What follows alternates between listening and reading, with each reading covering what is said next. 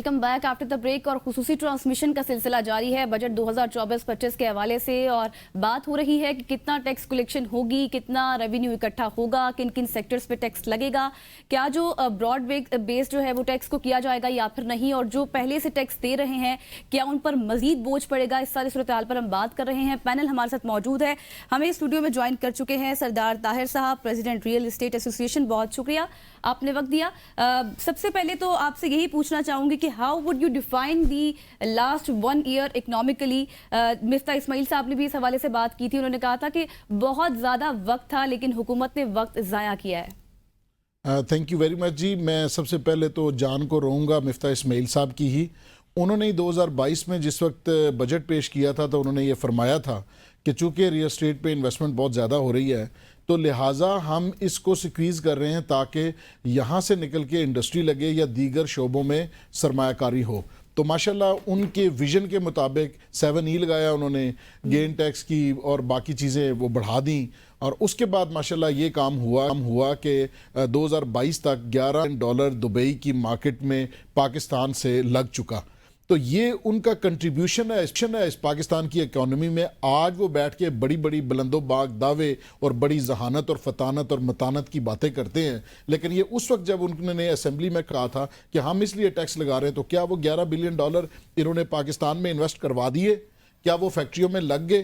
क्या नए कारखाने लग गए? और ये 2022 तक का फिगर है, माफ़ कीजिएगा। अभी अगले जो 2 साल हैं 2022 और 2024, इसका डाटा आना अभी बाकी है। और ये सिर्फ रिहायशी प्रॉपर्टी है जिसका डाटा आपके पास लीक होके आया, जिसमें कि ऑनर जो परचेज़र होता है वो सामने होता है। अभी कमर्शियल प्रॉपर्टी का आपके पास कोई डाटा नहीं है, और कंपनीज़ का जिसके डायरेक्टर सामने नहीं होते उसका कोई डाटा नहीं है।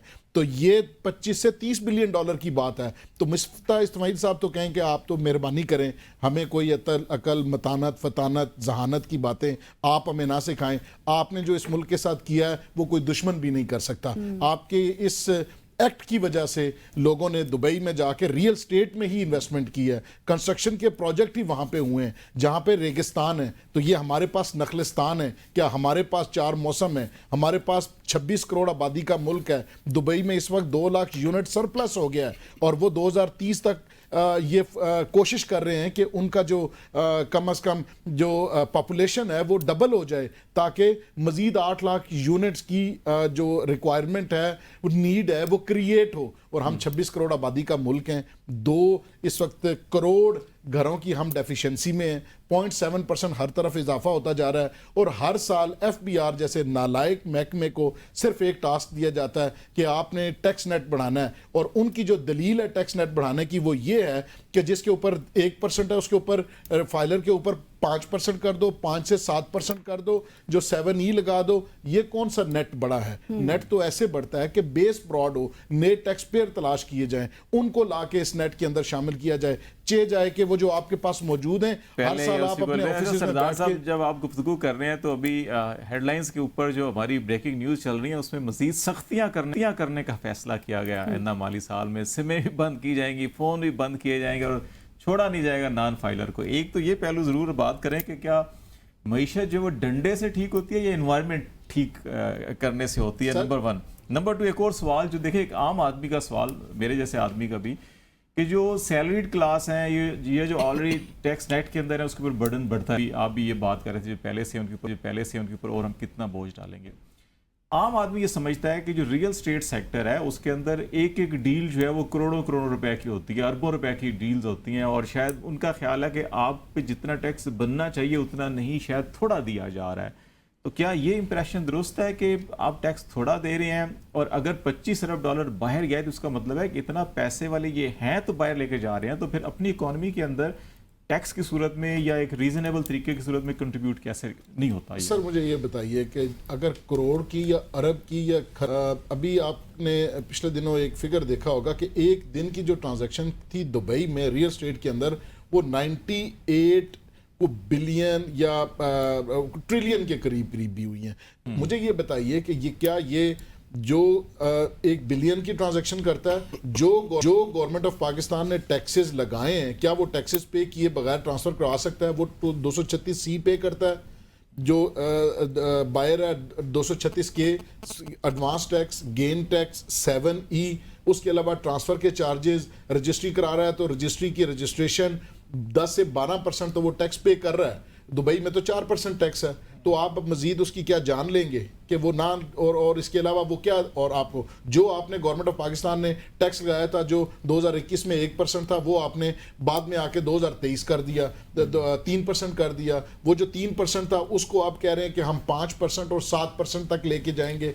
तो आप एक ही दफ़ा इस इन्वायरमेंट की वजह से आप देखें टैक्स लोग पे करने को तैयार हैं, टैक्स लोग पे कर रहे हैं, आप उन्हीं से ले रहे हैं जो दे रहे हैं अगले। आपकी कंट्रीब्यूशन क्या है? अगर आप 1 साल के लिए इस FBR को गैर फाल कर दें तो मैं आपसे ये प्रॉमिस करता हूं, मैं ये समझता हूं कि लोग कंफर्टेबली, इनके कम्प्लेक्स टैक्सेशन सिस्टम की वजह से लोग इनके साथ काम करना नहीं चाहते।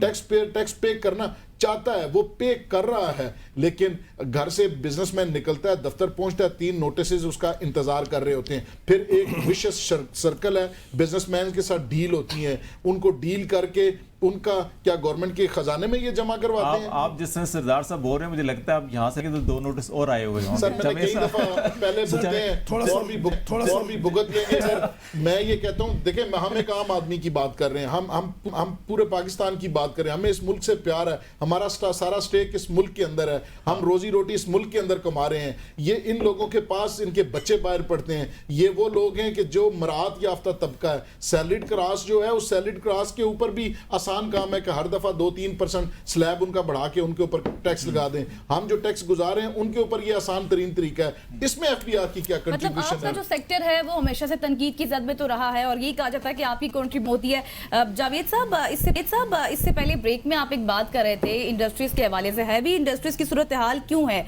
इस बार भी फाइनेंस मिनिस्ट्री ने कहा है कि ये कहना पड़ गया है उनको, मैं यही कहूंगी कि जो कॉन्स्टिट्यूबल ग्रोथ है वो नहीं हो रही, और जो इकोनॉमिकली जो हमारी ग्रोथ है मुल्क में, वो आपको पता है कि किसी भी सेक्टर और हमारी मुल्क की मैशियत की जो बैकबोन है वो इसको ही कहा जाता है। तो इंडस्ट्री के अंदर एग्रीकल्चर इकोनॉमी जो है हमारी, अभी तो हम देख रहे हैं कि एग्रीकल्चर जिस तरह सूरत हाल रही है सारी, गंदम के हवाले से भी रही है, लेकिन उतनी मॉडर्नाइजेशन नहीं होती उसमें। तो आप अब जो बजट आएगा उसमें आप देख रहे हैं कि वही पुरानी रिफ्लेक्शन रिपीट होगी या फिर कुछ नया भी होगा? थोड़ा पहले मैं अर्ज करूंगा प्रॉपर्टी के बारे में।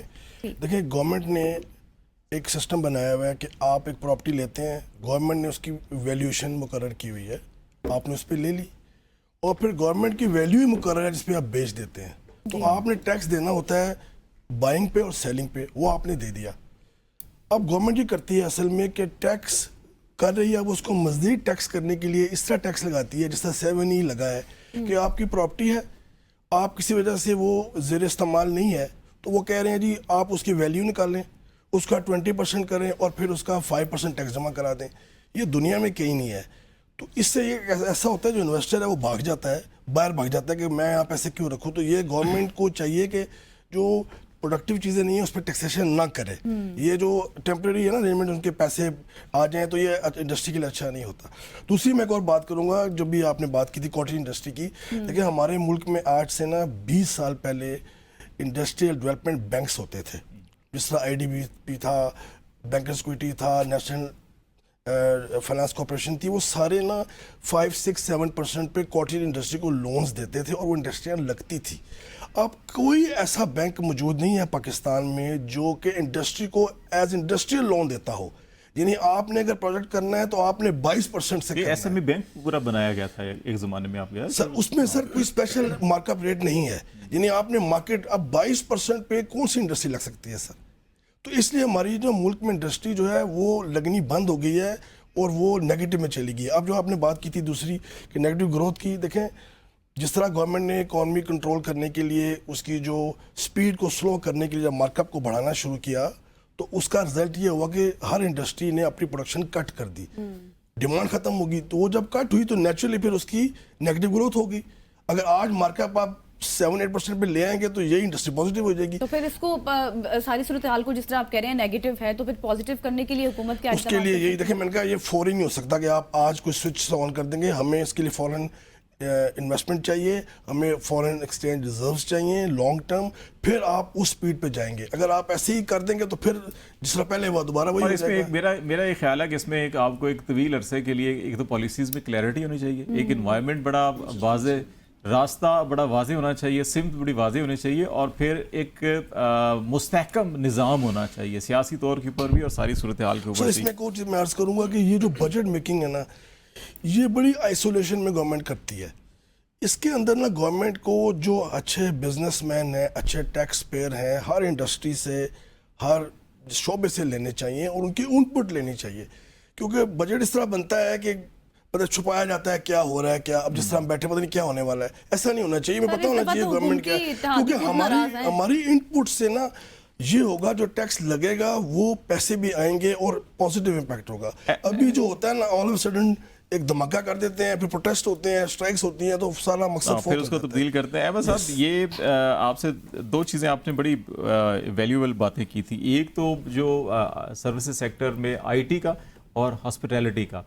अच्छा, अब ये दोनों चीज़ें पाकिस्तान के हम नेबरिंग कंट्रीज़ में भी देखें और दुनिया में देखें, बड़ा इसके अंदर बिजनेस है और पोटेंशियल भी बहुत ज़्यादा है। कई ममालिक जो हैं कि वो पूरे के पूरे जो है कि साउथ एशिया के अंदर उनकी पूरी की पूरी इकॉनमी जो है कि हॉस्पिटैलिटी और इस पे टूरिज्म पे चल रही होती है।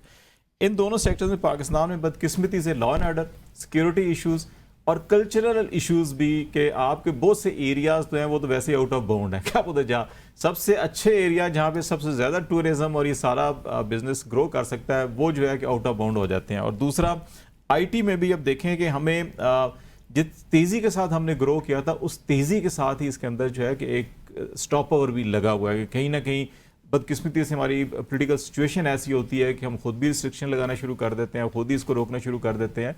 तो इन इश्यूज़ को आप क्या समझते हैं कि कैसे रिजॉल्व किया जा सकता है, ख़ास तौर पर हॉस्पिटैलिटी के हवाले से? उसके अंदर तो आपके रिलीजियस भी, कल्चरल भी, सिक्योरिटी इश्यूज़ भी आ जाते हैं। देखें सर, कोई भी ना, it's not just particularly IT या हॉस्पिटैलिटी बिजनेस, कोई भी सर्विसेज सेक्टर हो या इंडस्ट्री सेक्टर हो, we have to have a uniform policy. अभी हमें पॉलिसी जब नहीं मिली हुई, अभी आज की डेट में हम बैठे हुए हैं, we do not know exactly कि इस बजट में क्या होने जा रहा है। बिल्कुल। मेरे अपने सेक्टर के अंदर आई फील कि शायद कोई टैक्स नेट्स बढ़ रहे हैं। मेरे लिए वायबिलिटी, एक मेरी जो सारे जो मैंने अपना स्केच किया हुआ है for the next couple of years, साल का 2 साल का, हमारे सारा कुछ वो बिल्कुल आउट ऑफ द बॉक्स चले जाता है सिस्टम। आई मीन उसको कैसे करेंगे? इंडस्ट्रीज नहीं लग सकती, सर्विसेज सेक्टर का भी यही इशू है। देखें, जो मैंने पर्टिकुलरली जो पॉइंट आउट किया था सर्विसेज इंडस्ट्रीज़ के लिए, वो इस सोच पे किया था कि जो हमारे इस वक्त नाफ्टा और टेफ्टा वगैरह जो जितने ये स्किल डेवलपमेंट काउंसिल्स वगैरह जो बने हुए, हम अभी तक अपना ओल्ड स्कूल मेथोडोलॉजी सिस्टम के ऊपर चल रहे हैं। We want to train them for plumbing, we want to train them for small heritage cottage जो हमारा सिस्टम चल रहा है, जो दुनिया के साथ अभी सिस्टम है, हमें उसको चेंज इसलिए करना है कि emergent source of dollars inflow to Pakistan, how that can be possible. That can only be possible कि हमारा ह्यूमन रिसोर्स जा रहा है, वो स्किल्ड हो, लेबर्ड हो, कि वो ना सिर्फ वो जाके वहाँ टैक्सी ड्राइवर बन के कमा के वापस दे रहे हों, बल्कि एक वेल रिप्यूटेड सर्विस इंडस्ट्री के अंदर काम करके तो वो वैल्यू बैक कर रहे हों।